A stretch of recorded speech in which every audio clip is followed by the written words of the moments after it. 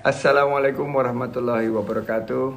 Apa kabar teman-teman para netizen yang budiman, guys, anak-anakku online dan yang sekarang lagi baik di rumah aja maupun di yang sekarang juga lagi istirahat, makan siang dan harus masih tetap beraktivitas. Saya kabarnya baik-baik saja dan ini kesempatan untuk menyapa teman-teman, sahabat-sahabat semua dan memberikan semangat di masa-masa yang sangat sulit ini.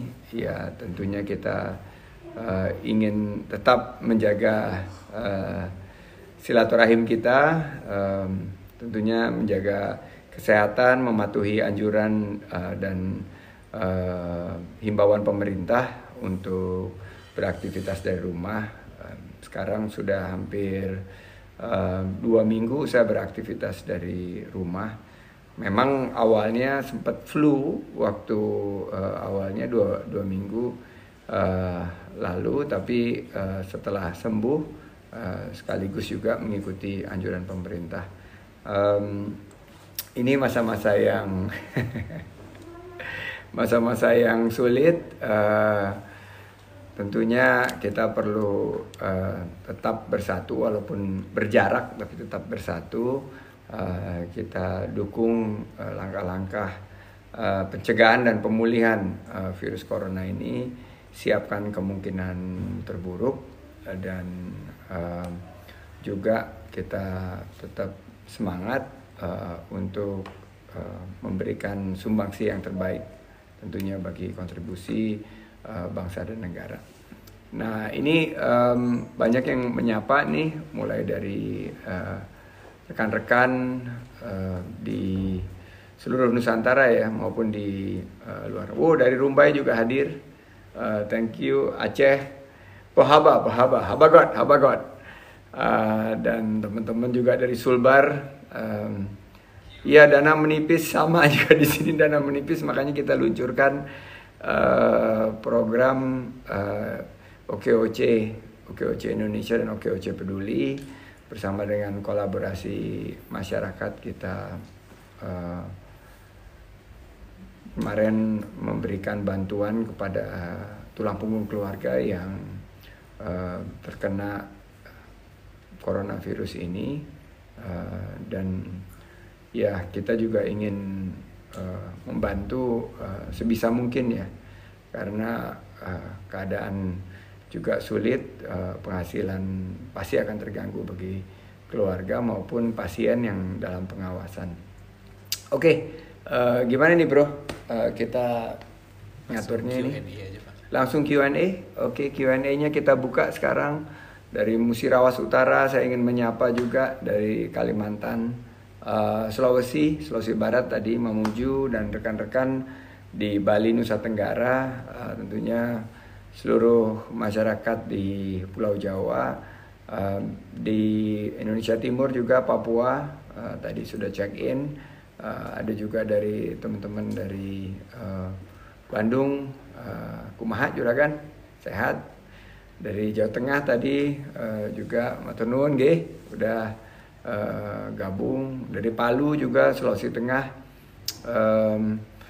juga di seluruh dunia checking in, teman-teman saya di benua Amerika Selatan, Eropa, Timur Tengah, Afrika juga ada tadi, beritahu juga hadir di sini, dan di seluruh benua Asia dan Australia. Kita mulai beberapa pertanyaan yang sudah masuk. Tadi kita sudah pilihkan ini soal listrik nih.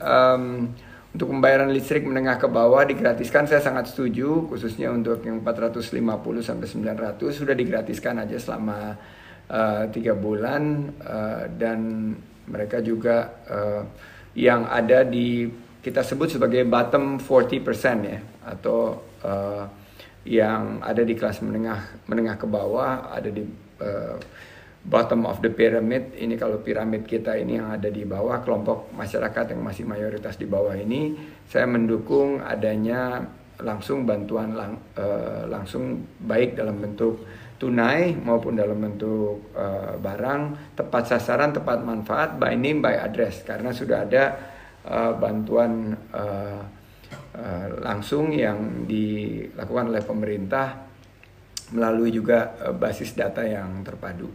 Jadi ya di DKI alhamdulillah, ini Ida Farida Suryani bilang di DKI enak, ada keleluasan untuk dibantu 1,1 juta yang di 40% itu, tapi di daerah lain bisa kita lakukan dengan kolaborasi pemerintah pusat, pemerintah daerah, dan juga kita bisa melibatkan kelompok masyarakat dan juga dunia usaha, karena kita harus bergerak bersama-sama, dan bersama-sama kita bisa untuk mengatasi kesulitan yang kita hadapi. Nggak bisa semuanya ditumpahkan ke pemerintah saja, tapi semua pihak saling bergotong royong sesuai dengan nilai luhur bangsa kita, yaitu gotong royong, saling peduli. Mana lagi nih pertanyaannya? Dari Instagram, Pak. Oh, ini dari Instagram. Dari Instagram, work from home.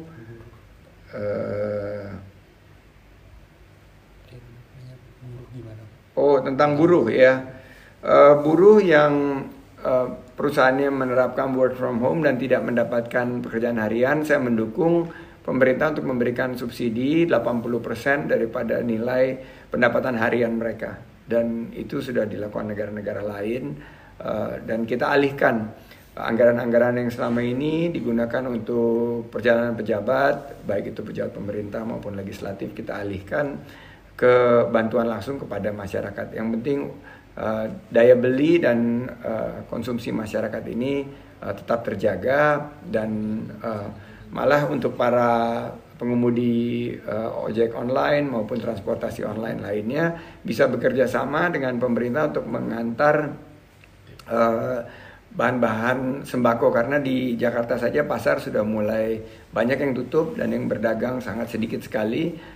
Jadi mengikuti anjuran dari pemerintah provinsi dan pemerintah pusat, kita bisa mulai secara hati-hati melakukan social distancing dan mengantar bahan-bahan pokok ke rumah sehingga mengurangi antrian masyarakat.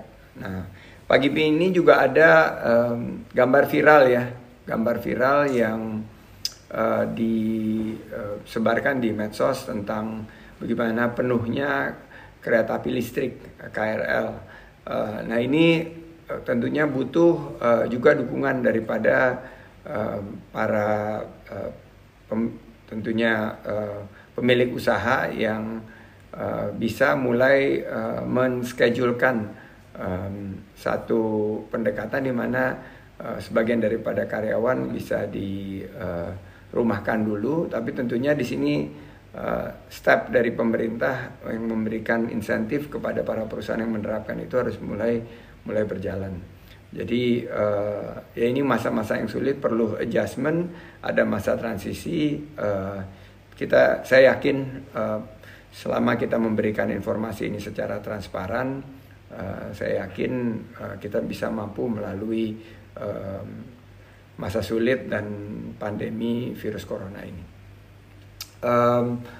Dari Rani Emput, kami cuma pedagang Pak, kalau lockdown setuju, tapi bagaimana buat kehidupan sehari-hari. Nah, ini yang saya sampaikan, bagi UMKM juga harus diberikan bantuan, diberikan bantuan fiskal dari pemerintah dan juga dari dunia usaha, dan protokol-protokol yang dilakukan ini diukur sebisa mungkin sampai kepada kantong masyarakat.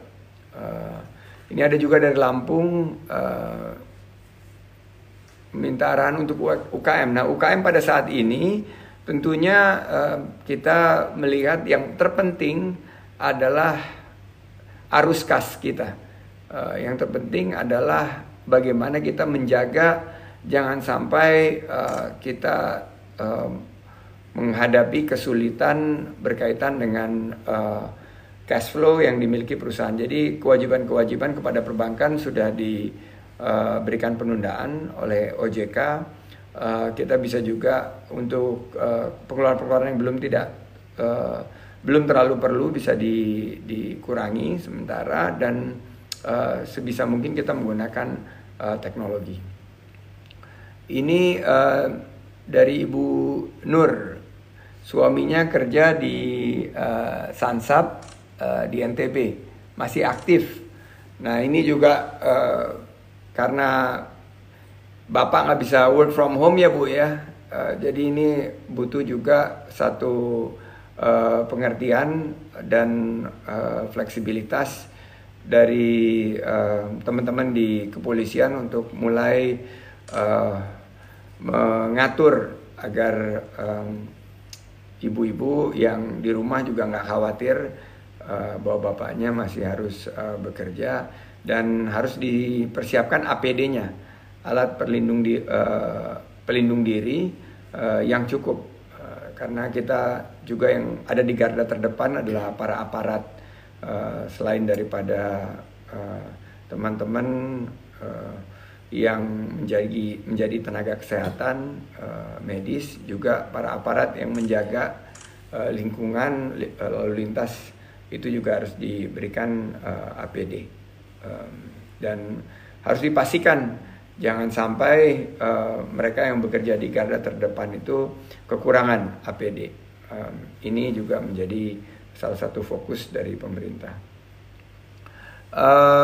Bu Arkan, suami kerja di kontraktor, masih kerja di tidak bisa libur, dan berangkat pulang kerja masih naik KRL yang penuh dan desak-desakan. Nah ini tadi yang sudah saya bahas. Kalau yang di proyek-proyek konstruksi ini mohon kebijakan daripada dunia usaha untuk tentunya dibatasi kegiatannya, tentunya juga harus memperhatikan faktor-faktor keselamatan, dan juga diberikan pengganti dana harian. Ini bisa juga dilakukan oleh kolaborasi pemerintah dan dunia usaha. Saya suka terminologi ini, Indonesia Incorporated, yaitu kita bersatu ini dalam satu perahu, yang disebut sebagai Indonesia Incorporated ini satu perahu. Jadi jangan sampai kita terpecah belah. Boleh pendirian berbeda, tapi kita ikuti dulu anjuran pemerintah. Kita berikan yang terbaik, dan kita juga berikan masukan apa yang diperlukan pada saat-saat yang kesulitan ini. Dari Blitar ini bagaimana caranya mencegah di kampung? Di kampung ini kan tidak terlalu sepadat yang ada di kalau di daerah-daerah mungkin pertanian itu tidak terlalu tidak memiliki kerapatan penduduk yang setinggi Jakarta. Jadi mungkin Jakarta sekarang zona merah, tapi teman-teman yang ada di wilayah pedesaan juga bisa ikut menjaga kesehatannya dengan melakukan juga social distancing secara disesuaikan dengan kegiatannya masing-masing. Ini yang harus kita lakukan. Nah, tapi begitu ditetapkan sebagai zona merah, tentunya protokol untuk tinggal di rumah itu harus dilakukan, karena sudah ada panduannya dari pemerintah, dan juga ada referensinya dari tokoh-tokoh agama kita, dari ulama-ulama kita juga. Cirebon sudah masuk zona merah, betul. Ini ada saudara kita menyapa dari Cirebon. Hati-hati, wong dewek, wong sedulur, jaga-jaga di rumah, teman-teman. Jangan sampai kita mengabaikan hal instruksi dari pemerintah ini, karena justru dari pemerintah yang kita lakukan satu pencegahan ini, kadang-kadang kita tidak mau patuh, tapi bukan mencelakakan diri kita, tapi justru mencelakakan orang lain. Siapa tahu kita badannya sehat, tapi kita masih ada virus corona di badan kita, dan itu yang paling berbahaya. Ini ada lagi solusi UKM yang stop jualan. Ya ini yang paling sulit ya menurut saya, karena 55 juta lebih UMKM di Indonesia dan 97% lapangan kerja itu UMKM. Oleh karena itu saya mengusulkan kepada pemerintah untuk mengalihkan anggaran-anggaran yang tidak terlalu penting seperti alokasi untuk infrastruktur pada saat sekarang, dan alokasi perjalanan dinas, alokasi anggaran yang bisa kita alihkan, karena prioritas kita ini ada di masyarakat. Jadi karena prioritas kita UMKM, anggaran tersebut harus diserahkan kepada UMKM. Bagaimana caranya? Kita kerjasama dengan pemerintah daerah yang punya data-data UMKM ini, dan mereka bisa mendapatkan bantuan langsung tunai. Menurut saya yang diperlukan sekarang adalah tunai, dan juga untuk beberapa kalangan dan lapisan masyarakat juga bantuan berkaitan dengan kebutuhan sehari-hari, kebutuhan pokok mereka, termasuk kebutuhan kesehatan. Banyak yang sedih juga nih, masjid tutup dan lain sebagainya. Ya, ini adalah sebuah ujian buat kita, bahwa selama ini kita dipandu sholat berjamaah, kita dalam kebersamaan beribadah. Kali ini Allah Subhanahu Wa Taala ya memberikan ujian kepada kita. Kita harus sholat di rumah dan kita harus patuh. Kita sholat di rumah. Ini juga kesempatan sholat berjamaah sama keluarga. Saya baru saja menunaikan sholat zuhur bersama Mbak Nur dan Sulaiman, dan ya ini juga bagian mungkin juga rahasia Allah untuk mendekatkan keluarga kita, untuk slow down bagi yang punya fleksibilitas dan kemampuan untuk bekerja di rumah. Teman-teman yang masih bekerja di luar, yang belum di zona merah, tentunya kami selalu berdoa agar ancaman virus corona ini segera berlalu dan kita kembali normal, dan bisa dalam kebersamaan kita membangun Indonesia yang adil dan makmur. Ini Mbak Ayu Dewi, Papa Online, kita swadaya dan bagaimana bisa terus bertahan. Ya ini masa yang saya sampaikan lagi ya, masa yang sangat sulit, Mbak Dewi. Jangan sampai kita putus asa. Kita yakin bahwa Allah itu tidak akan mencoba manusia di luar kemampuan manusia tersebut. Dan saya yakin kalau kita tetap optimis, kita berpikir positif, ini ujian, kita sabar, kita akan melampaui ujian ini. Dari Mahera Garden, setelah lockdown selama 16 hari, langkah apa sebaiknya diambil oleh pemerintah berikut untuk menangani kasus virus corona? Kita ikuti lagi karena sekarang masa gawat daruratnya sudah diperpanjang sampai Idul Fitri. Kita ikuti berita terkini dari pemerintah, dan tentunya jangan terlalu percaya dengan hoax-hoax yang sekarang berseliweran di medsos sebelum kita cek secara valid dan terverifikasi. Dan sekarang sudah banyak juga situs-situs dan chatbot yang bisa mengklarifikasi berita-berita yang kemarin ada berita bahwa virus ini sudah airborne, sudah bisa menular melalui udara. Ternyata setelah didalami itu hanya di lingkungan rumah sakit dan fasilitas kesehatan.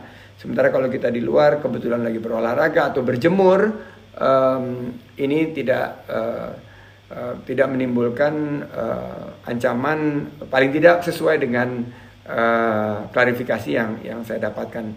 Saya bukan ahli medis, jadi tolong di semua berita-berita dilakukan pengecekan ulang, verifikasi, dan jangan sampai kita ikut tanpa sepengetahuan kita menyebar berita-berita yang tidak tepat, tidak akurat. Ini banyak sekali yang menyimak teman-teman dari Sumatera Utara juga tadi sudah say hi, apa kabar?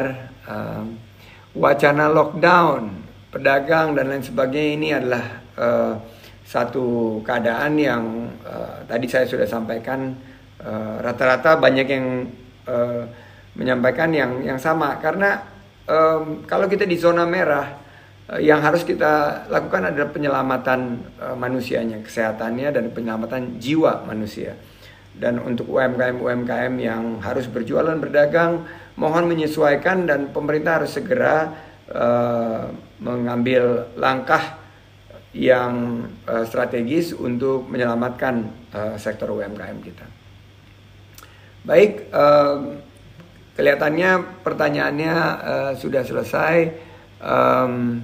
Daerah-daerah kebagian subsidi insya Allah semua merata, karena kita di sini bersama-sama ya. Tapi jangan ada perasaan kita tidak diperhatikan atau kita tidak diutamakan. Percayalah, pemerintah, semua tokoh-tokoh masyarakat sekarang dalam posisi yang bersatu semua untuk kebaikan bangsa Indonesia. Sukses untuk kita semuanya. Matur nuwun sangat nggih untuk yang menyimak di Pulau Jawa, hatur nuwun pisan kawan-kawan Jawa Barat. Untuk di Sumatera juga saya ucapkan hati-hati. Jangan kita putus asa, kita tetap semangat. Dan pernyataan terakhir nih dari Mas Bob Sukirno dari Brebes. Cepat sekali nih ya. Sebentar kita lihat dulu. Naiknya cepat sekali ini.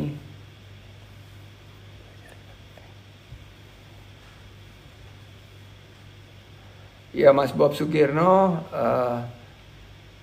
hai, apa kabar? Dan dari Brebes juga, apa kabar? Teman-teman ya, ini banyak sekali yang memberikan komentar. Ya, barakallahu fiik semuanya juga. Bogor check in ya. Juga ada yang dari Makassar, Ewako Makassar. Kutai Timur hadir juga, luar biasa ini. Dan ya mudah-mudahan kita bisa lebih sering menyapa. Nanti akan saya atur sama teman-teman agar komentar-komentarnya ini bisa dipaparkan sehingga bisa terjawab, karena tentunya kita punya banyak sekali pertanyaan yang mudah-mudahan bisa kita berikan jawaban. Mungkin belum memuaskan semua, tapi percayalah kita dalam perjuangan ini bersama-sama. Dan saya ucapkan sekali lagi terima kasih. Wabillahi taufiq wal hidayah. Wassalamualaikum warahmatullahi wabarakatuh.